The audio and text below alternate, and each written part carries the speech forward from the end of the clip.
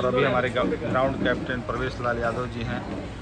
नमस्कार, मैं हूं प्रवेश लाल यादव और मैं आप सबको बताना चाहता हूं कि CCL जो कि CCL T10 इस बार हम लोग का 22 फरवरी से शुरू हो रहा है और ये पहला मैच है हम लोग का इस सीज़न का, जिसमें कि हम लोग जो लोग भी नए लोग हैं जो कि खेलना चाहते हैं CCL, जो कि एलिजिबल हैं, जो फिल्में कर चुके हैं, उसकी क्या क्राइटेरिया हो आप लोग को विकास जी बता देंगे।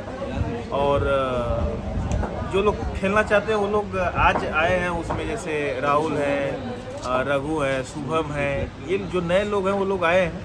तो मैं चाहता हूं कि आप सब लोग जो भी एलिजिबल हैं, जो फिल्म किए हैं और क्रिकेट में रुचि रखते हैं, क्रिकेट खेलते हैं और खेलना चाहते हैं CCL, तो आप विकास जी को कोऑर्डिनेट करिए, उनको कांटेक्ट करिए और इधर 2 दिन 4 दिन में जब भी प्रैक्टिस होता है तो उस मैच में आइए और अपना जौहर दिखाइए। बाद में मत बोलिएगा कि हमको नहीं बताया गया। और ये आप लोगों को कोऑर्डिनेट करना है विकास सिंह बीरप्पन जी को, जो कि हमारे टीम मैनेजर हैं।